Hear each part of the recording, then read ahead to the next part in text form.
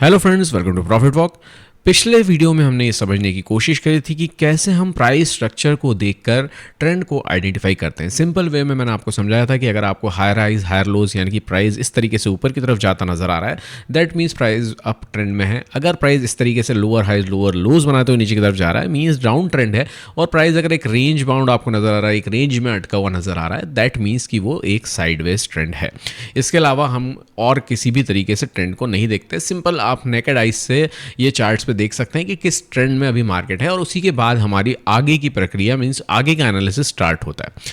तो अब हम इस बार इस वीडियो में हम समझने की कोशिश करने वाले हैं कि सपोर्ट और रेजिस्टेंस क्या होता है। ये कि बहुत इंपॉर्टेंट टॉपिक है, इसलिए वीडियो को प्लीज़ लास्ट तक ज़रूर देखें। आपके सारे कॉन्सेप्ट सिंपल वे में क्लियर होंगे, ज़्यादा किसी चीज़ में उलझने की ज़रूरत नहीं। सिंपल वे में मैं आपको समझाऊंगा कि एक्चुअल में सपोर्ट और रेजिस्टेंस होता क्या है और हम उसको चार्ट पे कैसे आइडेंटिफाई करते हैं, और सिंपल वे में उसको हम कैसे देखते हैं, मतलब उसका हमारा पर्पस क्या होता है सपोर्ट और रेजिस्टेंस को देखने का।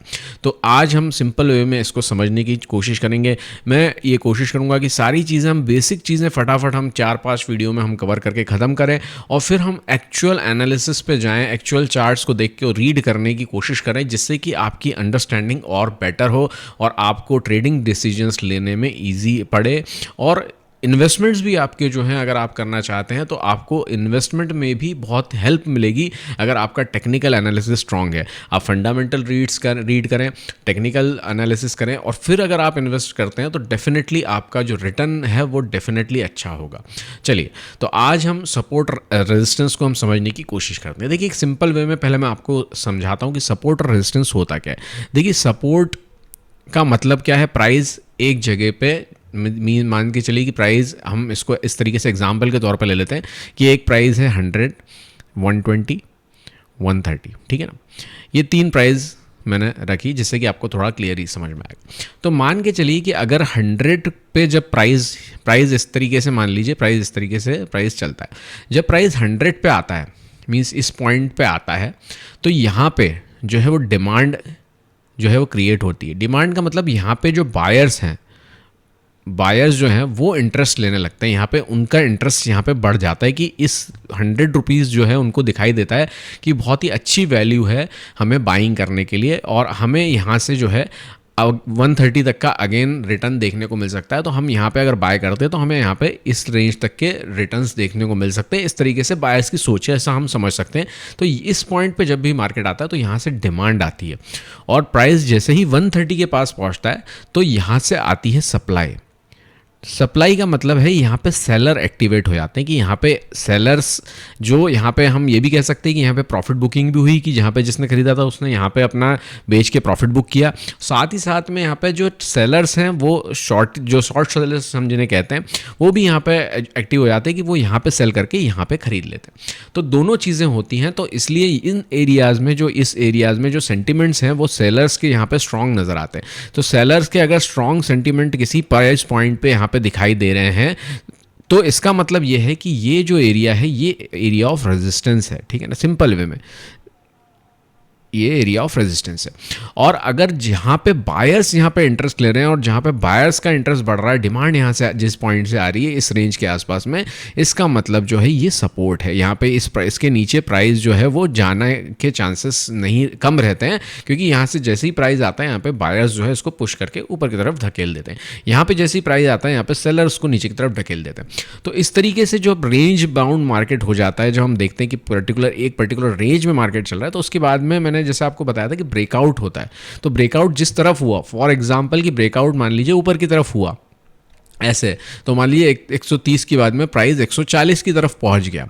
इसका क्या मतलब हुआ कि अब ये जो रेजिस्टेंस था, यहाँ पे जो सेलर्स इंटरेस्ट ले रहे थे, इससे ज़्यादा अब यहाँ बायर्स भी इंटरेस्ट दिखाने लगे हैं और वो इन लेवल्स पे भी खरीदने के लिए तैयार है। मींस 130 के आसपास भी बाइंग जो है वो हो रही है, उसके कंपैरिजन में सेलर्स उतने ज़्यादा एक्टिवेट नहीं है। तो ये लेवल ब्रेक हुआ और फर्दर प्राइस जो है अब मतलब 140 तक रीच कर गया। अब मान के चलिए इसके बाद फर्दर प्राइस 150 तक गया, और यहाँ 150 तक आने के बाद में वापस प्राइस नीचे की तरफ है। तो मींस नया जो एरिया ऑफ रेजिस्टेंस है वो यहाँ पे क्रिएट हुआ, यहाँ पे जो है सेलर्स एक्टिवेट हुए। इस तरीके से मार्केट जो है चलता रहता है, सपोर्ट और रेजिस्टेंस बनते रहते हैं। दो टाइप ऑफ सपोर्ट हम रेजिस्टेंस कह सकते हैं मेजरली, कि एक स्टैटिक और एक डायनामिक। सिंपल है।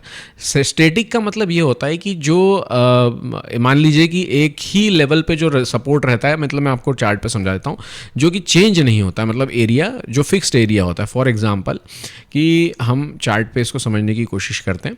जैसे मान लीजिए कि ये एरिया हम इसको ले लेते हैं, इस एरिया को, ठीक है।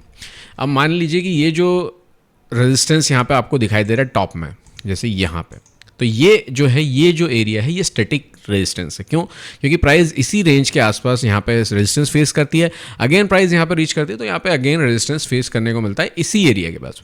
लेकिन यहाँ पे जो सपोर्ट दिखाई दे रहा है, अगर हम ऐसे देखें तो ये जो सपोर्ट है, देखिए सपोर्ट पहले यहाँ मिला, फिर यहाँ मिला, फिर यहाँ मिला, तो ये जो सपोर्ट है वो नीचे वाला जो दिखाई दे रहा है, ये जो हम इसको कह सकते हैं डायनामिक, सॉरी, ये जो सपोर्ट है हम इसको कह सकते हैं डायनामिक,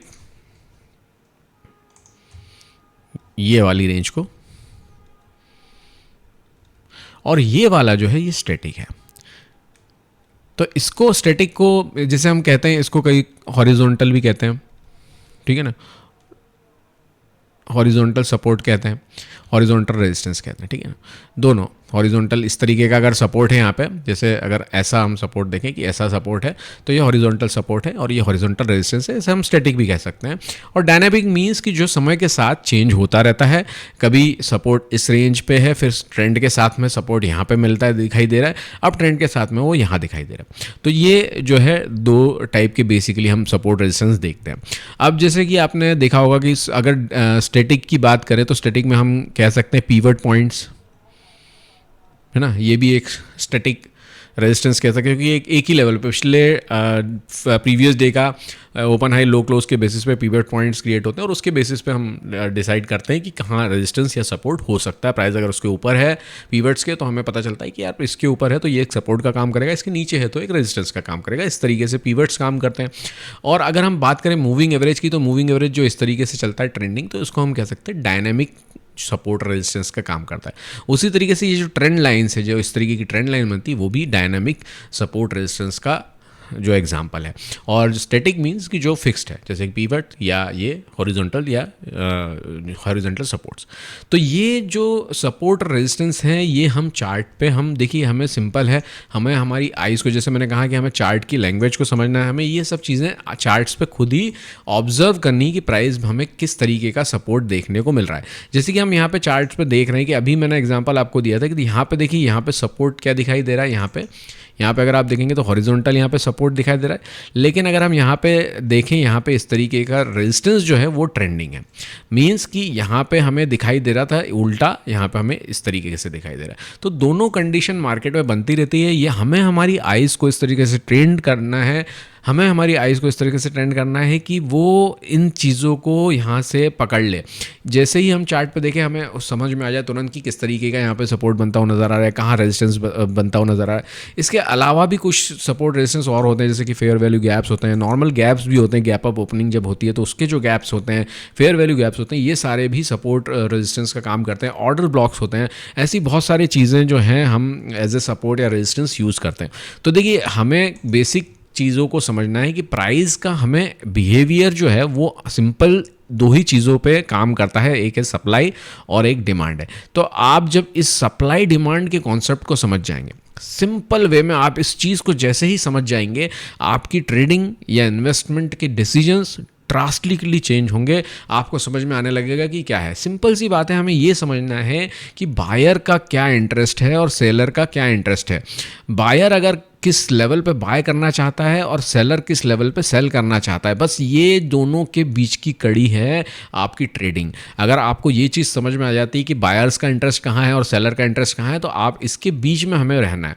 जैसे कि मैंने कहा था कि हमें ये नहीं देखना है कि हमें सिर्फ अपने स्टेशन पे ट्रेन में चढ़ना है और अब दूसरे स्टेशन पे जहाँ पे हमें उतरना है वहाँ पे उतर जाना है। हमें नहीं लेना देना कि वो ट्रेन कहाँ तक जाती है, कैसे चलती है, कितनी स्पीड में जाती है, कुछ नहीं लेना देना। हमें अपने पॉइंट पे जहाँ पे हमें चढ़ने का चांस मिलता है हम वहाँ पे चढ़ेंगे, और जहाँ पे हमें उतरने का चांस मिलता है बस वहाँ पे उतर जाएंगे। इतना ही हमारा काम है, हमें इससे ज़्यादा कुछ नहीं करना है। हमें देखिए, हमेशा ध्यान रखना है कि बायर्स और सेलर्स का जो गैप है, मीन्स कि जैसे मैंने आपको बताया कि यहाँ पे बायर्स इंटरेस्ट ले रहे हैं और यहाँ पे सेलर इंटरेस्ट ले रहे हैं, हमें बस उसी गैप को ही फॉलो करना है। हमें उसी गैप के बीच में हमारा जो है ट्रेड सेटअप बनाना है, और जिससे कि हम बेस्ट पॉसिबल वे में हमारा जो रिटर्न है हम ले सकें, सिंपल वे में। तो आपको मेरे हिसाब से ये चीज़ समझ में आ रही होगी कि किस तरीके से हम सपोर्ट और रेजिस्टेंस को आइडेंटिफाई करते हैं। सिंपल वे में अगर देखें कि प्राइस जिस पॉइंट से जो है आपको रेजिस्ट करता हुआ नज़र आता है, जब प्राइस ऊपर की तरफ जा रहा है और जिस पॉइंट से जहाँ से प्राइस टर्न होता है नीचे की तरफ, वो जो है हमारा रेजिस्टेंस पॉइंट बनता है। अगेन अगर उसी पॉइंट से जो है वापस मार्केट जो है रेजिस्टेंस फेस करता है, तो ये रेजिस्टेंस जो है कंफर्म हो जाता है कि हाँ ये एक इंपॉर्टेंट अब रेजिस्टेंस बन चुका है कि 2 बार यहाँ पे प्राइस जो है रेजिस्ट कर चुका है, और तीसरी बार में बहुत ही ज़्यादा स्ट्रॉन्ग रेजिस्टेंस वो हो जाता है। लेकिन एक जनरल ऑब्जर्वेशन है कि मैक्सिमम टाइम जो है 3 से 4 बार में प्राइस जो है अगर टेस्ट करता है रेजिस्टेंस को बार बार, तो फिर ब्रेकआउट के चांसेस होते हैं, क्योंकि इसका मतलब यह है कि प्राइस बार बार वहाँ रीच कर रहा है ईजी वे में। अगर इस तरीके से हम यहाँ पे देखें कि प्राइस जो है इस रेजिस्टेंस पॉइंट तक रीच करता है, दोबारा जब वापस आता है तो नेक्स्ट पॉइंट पे जो है नीचे की तरफ प्राइस जो है रेजिस्ट करने लगता है। देखिए फिर नीचे और प्राइस नीचे की तरफ ब्रेक करता है, फिर वापस जाता है तो और थोड़ा सा नीचे की तरफ रेजिस्टेंस फेस करता है। बस यहाँ पे फिर जो है बायर्स अपना जो है यहाँ पे होल्ड लेते हैं और फिर यहाँ से ब्रेकआउट होता है, फिर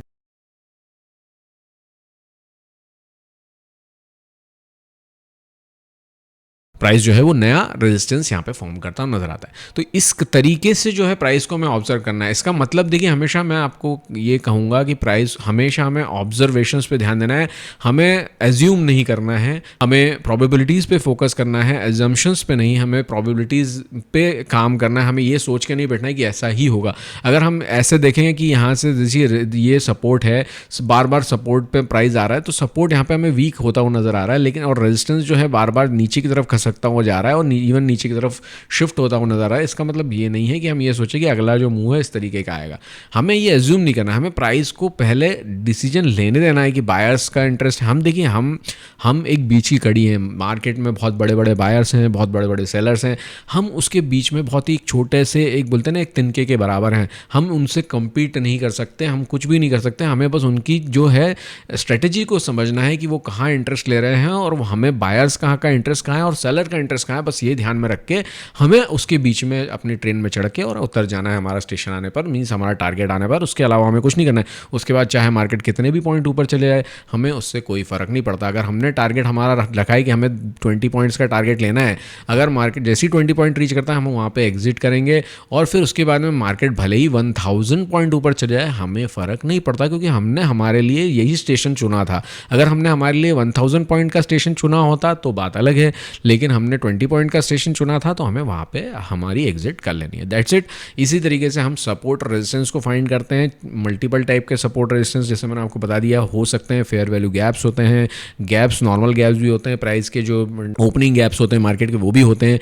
इसके अलावा जैसे मैंने आपको बताया पिवट पॉइंट्स होते हैं, इसके अलावा ट्रेंड लाइंस होती हैं और मूविंग एवरेजेस होते हैं। वो सारी चीज़ें जो हैं आपको सपोर्ट और रेजिस्टेंस का काम करती हैं, पर डिपेंड करता है कि आप उसको कैसे रीड कर पाते हैं, आपको क्या ईजी समझ में आ रहा है। जैसे हमने हॉरिजॉन्टल सपोर्ट्स की बात करी कि यहाँ पे क्लियरली दिख रहा है कि इस पॉइंट पे है, यहाँ पे रेजिस्टेंस चाहिए, आपको दिखाई दे रहा है, और नीचे की तरफ हम देखें तो यहाँ पे ट्रेंडिंग दिखाई दे रहा है, इसी तरीके से यहाँ पे उल्टा दिखाई दे रहा है। तो ये आपकी आंखें जो हैं स्कैन कर लेंगी कि कहाँ पे क्या होता हुआ नज़र आ रहा है, और जब वो शिफ्ट होगा तो आपको उसको ऑब्जर्व करके आइडेंटिफाई करना है कि प्राइस में यहाँ पे क्या जो है चेंजेस नज़र आ रहे हैं, कि प्राइस जब यहाँ पे आके रिएक्ट कर रहा है तो किस तरीके से रिएक्ट कर रहा है। ये जो बिहेवियर है प्राइस का, ये आप जिस दिन समझ जाएंगे और बायर और सेलर के बीच की कड़ी को आप समझ जाएंगे, सप्लाई डिमांड को आप समझ जाएंगे, तो डेफिनेटली देखिए आपका जो ट्रेडिंग है वो बहुत इंप्रूव हो जाएगी। इसके अलावा कुछ भी चीज़ें नहीं हैं, कंफ्यूज नहीं होना है। ये सारी चीज़ें मैंने आपको बेसिकली बताई हैं बेसिक लेवल पे, कि इसके अलावा इसमें कुछ भी नहीं है।